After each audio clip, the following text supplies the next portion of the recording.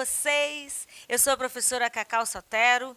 É o programa Fique em Casa Aprendendo. Estamos aqui na TV Educação. Sejam todos muito bem-vindos a mais uma aula comigo. Língua portuguesa, literatura. Vou falar uma coisa para vocês. Na vida, no nosso dia a dia, sempre nós vamos utilizar símbolos no nosso processo de comunicação. Sim ou não? Sim, claro. Gestos, olha aqui, ó. Não me deixa mentir. Gestos, às vezes a gente está distante de alguém. Quero falar contigo. Quero falar contigo depois. Então, isso aqui são gestos que vão me ajudar, né, hoje a falar dos símbolos.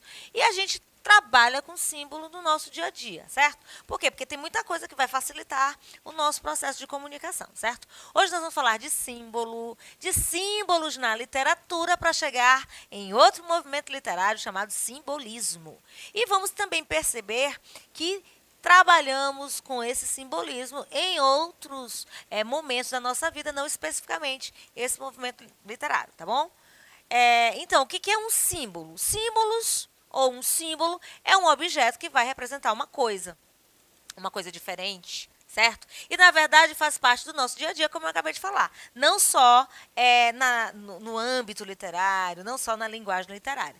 E há milhões de símbolos na nossa vida cotidiana. Nós temos o símbolo até para denunciar maus tratos. Nós já vimos aí pelas redes sociais. Parece que é isso aqui, que a pessoa faz, né, e a outra identifica que alguém está abusando, está fazendo mal para ela, tendo violência, certo? A gente pode dizer que está tudo bem, que está tudo ruim. A gente pode dizer que está, ok. O que mais? A gente dá tchau. Todo mundo já sabe que isso aqui é um tchau, não é? Então, são símbolos que a gente vai adquirindo. Visual, oralmente, né? Ah, professora, mas oralmente a senhora vai estar falando? Não necessariamente. Olha aqui, ó, que não me deixa mentir. Então, olha só, alguns símbolos. Todo mundo sabe aqui o que significa. Semáforo, né, no trânsito, se a gente não tiver uns semáforos aqui e ali, né, que tem bastante, a gente vai seguir, a gente vai perceber que o sinal vai fechar e a gente vai parar, né, sinal vermelho, embora tenha gente que não pare. Isso aqui é um símbolo do trânsito que significa o quê? Vire à direita, né? Vire à direita. E aqui o símbolo da cruz, que representa o cristianismo, representa a ressurreição de Jesus. E aí os contextos vão falando acerca deste símbolo aqui. Então, deu para entender? Então, a vida é carregada de simbologia. Então, no âmbito do nosso dia a dia, nós temos muitos símbolos que nos ajudam no processo de compreensão textual, tá certo? Então, falando ainda de símbolos, nós temos os numerais de 1 a 0. Eles podem se juntar e formar muitos e muitos e muitos números, não é, Renata? Não é, professor Maroni? Trabalham aí com a matemática. E os números também fazem parte da nossa vida. Na nossa conta bancária, só precisa ter um número diferente de zero e muitos zeros, hein? Quem não vai ficar feliz? Agora, quando tem só zero na conta bancária, não é legal, não, né? Bom, um coração. Tem aquela música, né? Não sei o que, coração, late coração. Coração. Uma pessoa manda um coraçãozinho, tá apaixonado, quer dizer que ama, significa amor. Lâmpada, uma lâmpada. Ah, tive uma ideia. Uma lâmpadazinha, um símbolo. Logos representam marcas, né? Logos é uma palavra que significa palavra. Então, aqui não é logos, é logos. Logos representam marcas. Nike, olha eu fazendo propaganda. Apple, Arezzo, aquelas coisas que a gente gosta, que a gente consome. Então, algumas logos aí. Então, da Apple é a maçãzinha. A Nike é aquele risquinho que a gente conhece. Adidas, aqueles tracinhos. Enfim, não precisa nem ter um nome, mas a gente já conhece aí pelas logos. Então, até mesmo os nossos nomes são símbolos que nos representam. Por quê? Porque nós usamos as letras. Então, na linguagem de sinais, o meu símbolo é esse aqui, ó. Tá vendo? Ó? Eu sei, eu fiz. Viu, colega? Eu sei. Mas ela também tem qual é o teu sinal? Diz aí, bota aí o teu sinal. Ó, ela fez o sinal dela. Então, é uma marca. Mas para escrever, o meu nome está aqui, ó, Cacau. Aqui uma plaquinha, tem as letras. Então, nós usamos os símbolos para nós nos representarmos, para nós nos apresentarmos como seres humanos individuais. Então, embora nós tenhamos nomes parecidos, cada um tem o seu registro, cada um tem o seu símbolo, ok? E aí, agora vamos para os símbolos dentro da literatura. Aqui, essa figura que você olha na sua tela, nós temos um olho e dentro desse olho nós temos aqui um reflexo do que está sendo visto.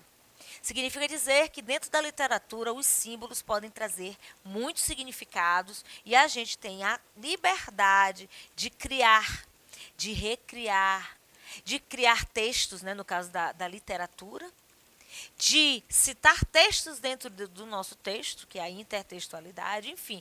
Nós temos uma série de estratégias, uma série de recursos que vai fazer o nosso texto ficar rico. Então, os símbolos podem ter um significado inesperado, mas após uma investigação mais aprofundada, eles podem fazer muito sentido, ok? Então, olha só aqui, ó. Por exemplo, imaginem uma cena envolvendo um gambá espreitando ao fundo. Pode haver um significado, não pode? Se há algo tão ruim nos trabalhos da sua história, como uma separação ou um pouco de azar, o gambá começa a trazer à tona a imagem de algo que é menos agradável de experimentar, portanto, o simbolismo. Quer ver só uma coisa? Quando a gente se relaciona afetivamente, temos amigos, temos os nossos amores, né, ao longo da nossa vida.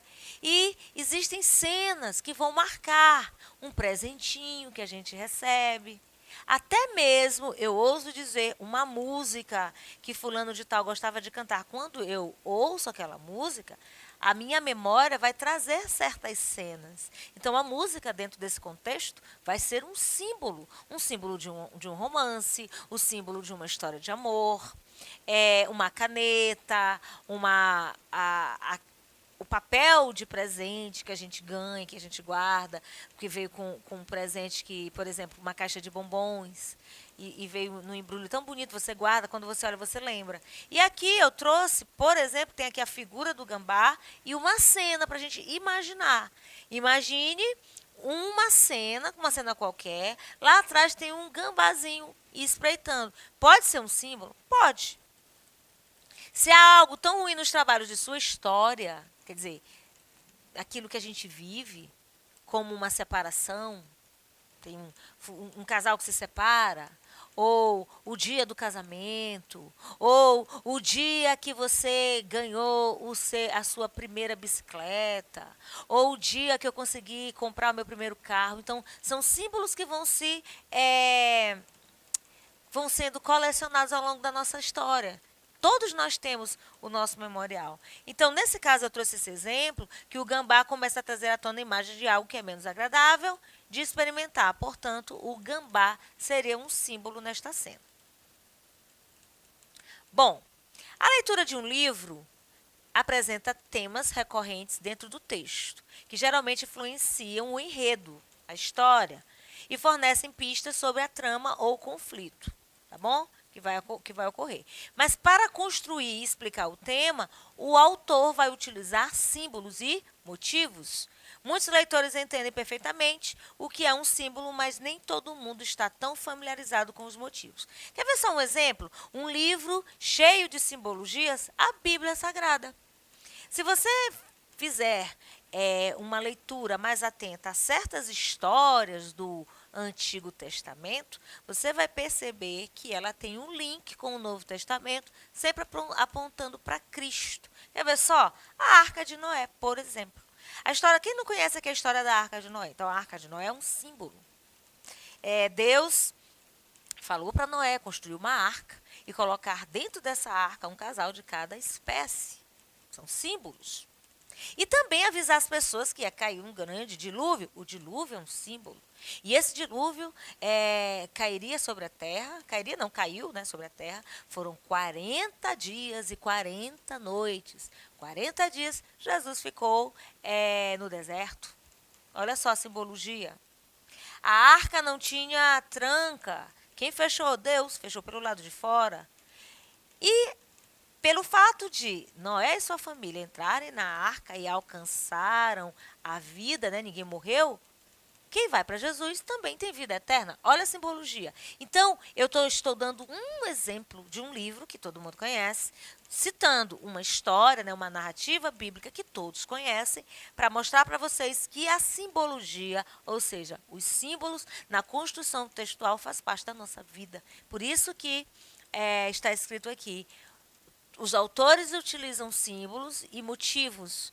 Muitos leitores vão entender o que é um símbolo, mas muitos também não vão ficar atentos, não estão familiarizados com os motivos que levam aquele autor a escrever usando determinado símbolo, ok?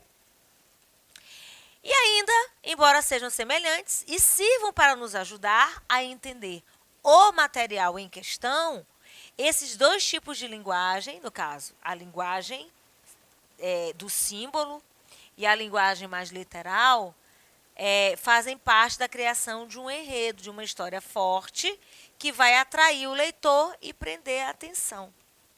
Quer ver só um outro exemplo com símbolos? Essa série que a maioria dos nossos chuchus assistiram. Eu digo isso porque conversando com alguns, é uma série, eu não vou falar o nome da série porque eu não estou lembrando, mas eu lembro de um símbolo, a boneca que se movimentava, a boneca que ao olhar, né, tinha um sensor nos olhos, as pessoas se mexiam, morriam. Então a boneca, nessa série, Round 6, lembrei, ela é um símbolo. O autor utiliza símbolos para criar o enredo. Deu para entender aí agora essa contextualização? Conheceu? Se não assistiu, você vai ficar curioso e vai querer assistir, assim como eu. Símbolos e literatura ainda. Olha aqui palavras que são símbolos. Por exemplo, flores. Representa o quê? Natureza, nascimento, crescimento, feminilidade, beleza, amor também. Quando você está apaixonado, você manda flores. Quando você está apaixonada, você também pode mandar flores, né? Não é só o homem que pode mandar flores para a mulher também pode mandar flores para o homem. Eu acho muito legal isso aí. Parafuso de iluminação. Vai representar o quê? Velocidade, força, potência, eletricidade. Teia de aranha vai representar emaranhamento, aprisionamento, mistério. Acabamos de ter aí, aqui no Brasil, embora essa cultura não seja nossa, uma festa de Halloween, com muitos símbolos. Pessoas se fantasiando, pessoas usando, trazendo aqui para o Brasil uma cultura que não é nossa, mas fazendo aí essa contextualização da cultura norte-americana, com símbolos presentes na maquiagem, no vestuário, tá certo? Então, olha só o exemplo, um pequeno exemplo de símbolos, ok? Quando eu digo, oi chuchus, tudo bem com vocês? Tem gente que já me encontra na rua e já me chama de chuchu. É um símbolo. Por quê? Porque é um jargão que eu acabei usando, criando e uso nas minhas aulas e você já identifica. Professora Cacau, ok? Agora vamos falar do simbolismo. É um estilo, é um movimento, é uma escola literária, do teatro e das artes plásticas. Surgiu onde? Na França, no final do século XIX. Nós estamos saindo dessa época, daqui a pouco chega o modernismo. Oposição ao realismo e ao naturalismo. Então, assim como o parnasianismo, o simbolismo vem de encontro, né? Posição contrária ao romantismo. Certo até aí? Onde que ele surgiu? Na França, quando? Final do século XIX. Até aí tudo bem? Vamos ver o contexto. Em 1881, a partir daí, França, Os pintores, os autores teatrais e os escritores começaram a buscar elementos para expressar as suas ideias. E esses elementos estão onde? Nos símbolos. Misticismo, advindo do grande intercâmbio com as artes, pensamento e religiões orientais. Bom? Diferentes formas de olhar sobre o mundo, de ver o mundo também e demonstrar sentimento. Então, o parnasianismo trazia o que? A arte pela arte, a objetividade, nada de envolvimento com problemas sociais, nada disso, neutralidade. O simbolismo é uma coisa mais sentimental. Eu posso dizer que é um pouco mais subjetivista. Então, eu já tenho diferença do parnasianismo para o simbolismo. Olha só esse quadro aí, ó. Você pode observar? É um quadro impressionista, o nome dele é O Levantar do Sol, de Claude Monet. Caríssima essa obra. Olha aqui, olha como a imagem trabalha com a questão meio que desfocada, meio misteriosa. Não dá para saber se é um barco, se é uma jangada. Será que é uma jangada? Você sabe o que é jangada, não sabe? A gente vê em filme, pega os pedaços de madeira, juntam, amarram. Não é um barco, mas dá para flutuar. Aqui o pôr do sol. Tem algo bianchi, que eu não posso te dizer o que é, também você não pode dizer. Enfim, eu tenho uma obra de arte, da pintura. Isso também vai acontecer na literatura, tá bom? Quando você nomeia um objeto, então nomear um objeto é suprimir 3/4 do prazer do poema, que é feito da felicidade de adivinhar pouco a pouco, sugeri-lo. Eis o sonho. Pois deve haver sempre enigma em poesia, e o objetivo da literatura, e não há outro, é evocar os objetos. Mallarmé disse isso aqui. Então a gente vem de novo com essa questão de evocação, endeusamento, que foi falado lá no parnasianismo. Só que aqui a gente tem uma coisa mais simbólica. Né? Eu tenho algo assim, algo que eu posso me ater para mostrar aquilo que eu quero. Vamos ver esse aqui, esse poema do Paul Verlaine. Antes de qualquer coisa, música. É preciso também que não vás nunca escolher tuas palavras sem ambiguidade. Nada mais caro que a canção cinzenta, onde o indeciso se junta ao impreciso. A gente está falando de música, questão da musicalidade, e uma coisa um pouco subjetiva. É preciso também que não vais, quem? Tu. O eu lírico está mostrando interesse por alguém, aquilo que não se vê no parnasianismo, certo? Escolher tuas palavras, ou seja, os teus símbolos, sendo um pouco mais objetivo, ou seja, sem ambiguidade. Nada mais caro que a canção cinzenta, onde o indeciso se junta ao impreciso. Bom, o simbolismo, gente, ele tem uma característica especial. Sinestesia. Eu não estou falando de sentimentalismo. Esse sentimentalismo vai envolver sensações, a visão, o olfato, o paladar, a audição, o tato. Nasce amanhã a luz, tem cheiro. Eila, que assoma, pelo ar sutil, tem cheiro a luz, amanhã nasce. Ó sonora audição colorida do aroma. Observa uma coisa, a luz tem cheiro. Aqui eu estou trabalhando com olfato, é um exemplo de sinestesia. Nós vamos ver isso em outras aulas, é uma figura de linguagem, é um recurso estilístico onde os autores exploram muito no simbolismo. Né? Então, se trabalha com símbolo. Então, recorre-se às figuras de linguagem. Então, o simbolismo, nós vamos ver o subjetivismo, que não tem no parnasianismo, a musicalidade, aquele trabalhar da rima, dando a reaproximação com a estética romântica, o simbolismo, embora seja de oposição, mas ele se aproxima um pouco, e o transcendentalismo, o enfatizar o imaginário e a fantasia. Olha outro exemplo aqui, ó. cheiro doce, grito vermelho. Aliterações, que são as repetições de letras ou de sílabas ou de fonemas.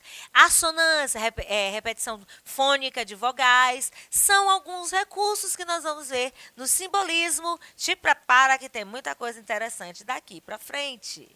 E eu, claro, fico por aqui. Compliquei?